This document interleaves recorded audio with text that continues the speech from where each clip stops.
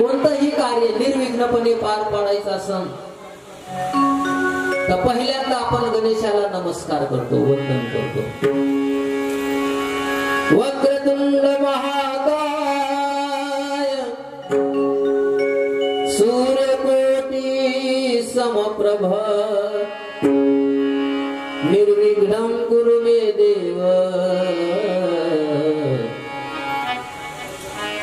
सर्वकार्येषु सर्वदा. पहिल्यांदा कोणतंही कार्य करत असताना गणेशाला वंदन केलं जातं. आपण सगळे शेतकरी माणसं आहोत. शेतामध्ये जर पहिल्यांदा आपल्याला काही काम करायचं असेल तर आपण अगोदर म्हणत असतो गणराज गणपती. पुढचं तुम्हाला माहिती.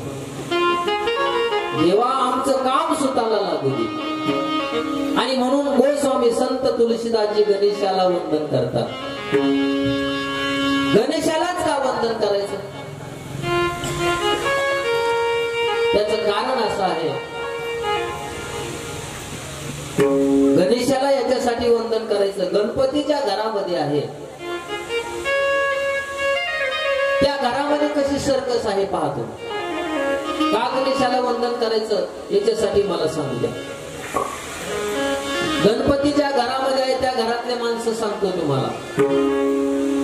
भगवान शंकराचे पुत्र गणराया म्हणजे त्यांचे पिताजी महादेव.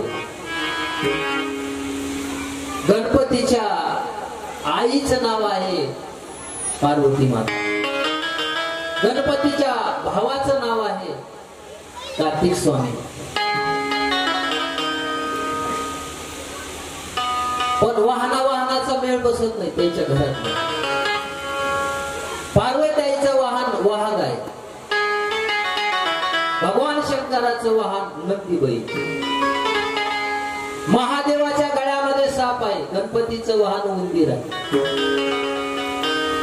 सगळे विरोधाभासी धर्म घरामध्ये. तुम्ही पहा, पार्वतीचा वाहन नेहमी गणपतीच्या महादेवाच्या बैलावर टपलेला. कशासाठी? कशासाठी? खाण्यासाठी. तुम्ही होटा हल्ली जाणीसते, माझे लक्ष येतं, तुमच्या लक्षात आलं. कशासाठी? खाण्यासाठी. महादेवाच्या गळ्यातला साप नेहमी गणपतीच्या उंदरावर टपलेला. कशासाठी? म्हणून खाण्यासाठी. आपली ओळख नाही पण होईल 1 तासांनी 2 तासांनी, उद्या परवा. कथा तुम्ही जीव लावून ऐकायची. तुम्ही खाली बसलेल्या माणसांनी असं मनामध्ये आणायचं, माता मावल्या जर माझ्यापेक्षा जास्त वयाचे असन असं समजायचं आपला मुलगा समोर बसले. माझ्यापेक्षा कमी माझ्या वयाचे जर असन असं समजायचं आपला भाऊ समोर बसलेला आहे कथा सांगायला, आणि त्याप्रमाणे उत्तर द्यायचं.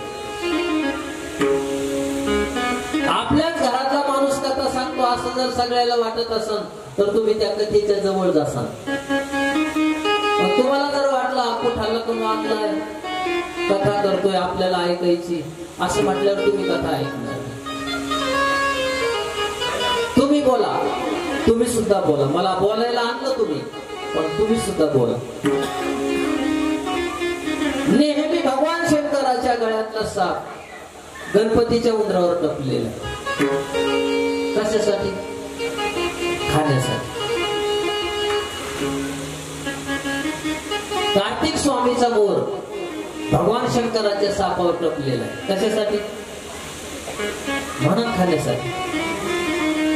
मग एवढ्या विरोधाभासी धर्म घरात असताना हे घर सुरळीत का चालतं बरं? त्याचं उत्तर असं आहे, भगवान शंकराचे पुत्र गणराया. कारण गणपती रिंग मास्टर आहे आणि म्हणून ते घर सुरू. विघ्नहर्ता गणराया आमच्या भारुडात सुद्धा म्हटले जातं. पहिले नमन हो नमन गणपतीला. हो हो हो हो बस रामापुरतं. प्रभू रामचंद्र भगवान. कोणतंही कार्य निर्विघ्नपणे पार पाडण्यासाठी भगवान शंकराचं वंदन केल्या जातं भगवान शंकराला. याभ्याम पश्यन्ति सिद्धा स्वांतस्तमेश्वरम श्रद्धा विश्वास रूपेण भवानी शंकरो वंदे.